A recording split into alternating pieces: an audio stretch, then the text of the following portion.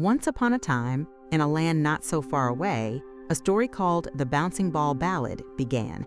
The late afternoon sun cast long shadows across the basketball court. Kiana, a girl with a sketchbook always in hand, bounced her basketball, the rhythmic thud of familiar comfort. She loved the way the orange sphere felt in her hands, the satisfying swish of the net when she made a basket. Today, however, something felt different. The basketball seemed to hum with a faint, off-key tune, and the hoops shimmered with an almost magical glow. Kiana, who loved drawing and music, tilted her head, her brow furrowed in curiosity. As she walked towards the free throw line, a shimmering portal, like a ripple in the air, appeared. It pulsed with colors she had only seen in her wildest drawings. Curiosity, a feeling as familiar to Kiana as the scent of freshly cut grass, tugged at her. She peeked inside, and the hum of the basketballs grew louder, the off-key melody beckoning her closer. Taking a deep breath, she stepped through. The portal deposited her in a world that was both strange and wonderfully familiar. The basketball court was still there, but everything was different. The bleachers were made of giant lollipops, and the backboards were crafted from shimmering moonstones. But the most peculiar thing? The basketballs. They floated in the air, but instead of bouncing, they wobbled and sang a series of discordant notes. Suddenly, a fluffy pink cat with big eyes, looking just like the pink cat from her favorite Curious Buddies cartoon, bounced up to her. "Meow! Practice is impossible!" she cried. Then a voice, high-pitched and cheerful, called out, "Don't worry, I'm Zuzu the Bubble Cat, and we'll fix this." A cat with fur like shimmering bubbles zipped past, leaving a trail of shimmering, iridescent bubbles in its wake. Zuzu's voice was a constant buzz of excitement. "Those basketballs need their bounce back," a deep, friendly voice announced. A magnificent blue dragon, Willow, with scales like sapphires, landed gracefully nearby. "I'll fly up and talk to whoever is making the balls sing so sadly." Willow's voice was full of certainty and resolve. Before Willow could take flight, a tiny voice, sweet as sponge sugar, chirped. "Perhaps a treat will help." Mimi, the marshmallow fairy, with wings like frosted sugar, floated down, her voice as light and airy as a summer breeze. "We could offer some sweet treats. Maybe it'll change their mood." "Maybe, but I like something with a little spookiness." Rachel the toy skeleton, with a voice that sounded like rattling bones, chimed in. She grinned, showing her plastic teeth. "How about a spooky performance?" Snow White, with her kind eyes and soft voice, offered, "I can sing a song. Perhaps a song of friendship will help." Kiana, overwhelmed but thrilled, clutched her sketchbook.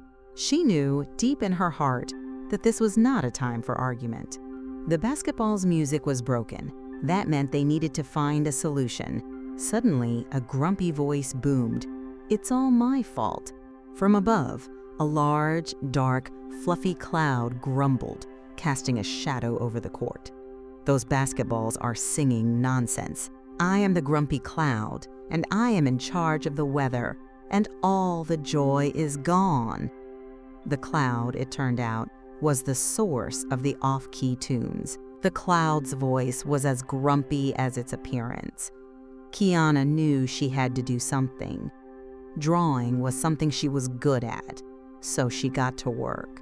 With her pencil, she began to sketch a musical score, filled with notes and symbols.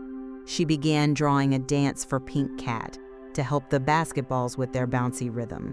Then she used her skills to illustrate musical notes that Snow White could sing, and Zuzu to help by blowing bubbles. "We need a song," Kiana announced, "but not just any song. It needs to be a song of friendship, a song of rhythm, a song of bounce." Snow White, with a warm smile, began to sing. Her voice was like a gentle stream, weaving its way through the air. "I think I have a song that will help," she announced, then started singing. "If you're happy and you know it, bounce the ball. If you're happy and you know it, bounce the ball. If you're happy and you know it, and you really want to show it, if you're happy and you know it, bounce the ball." The pink cat, with a flourish, began to dance.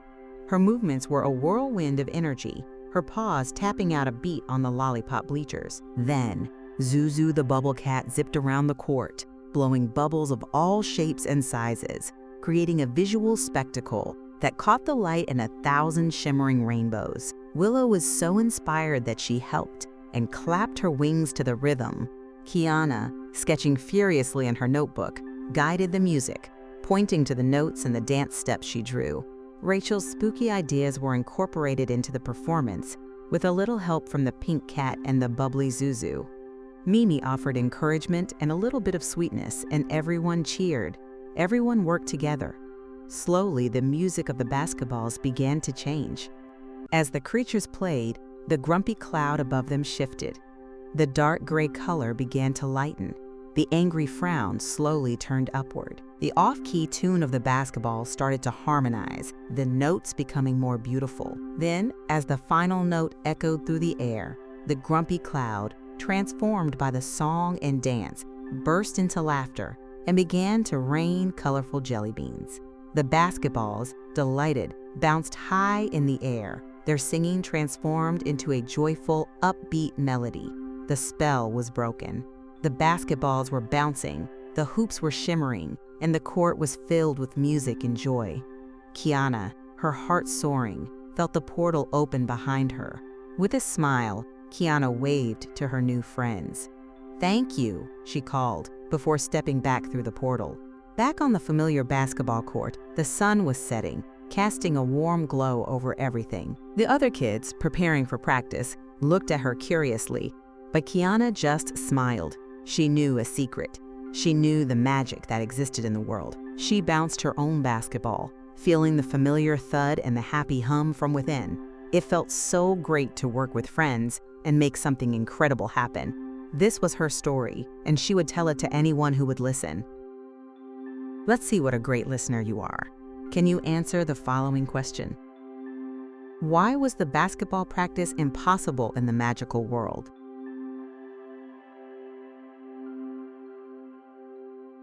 Let's see how you did. The answer is the basketballs sang off-key and didn't bounce. You did a great job. I really enjoyed reading this story to you today. I hope you had fun too.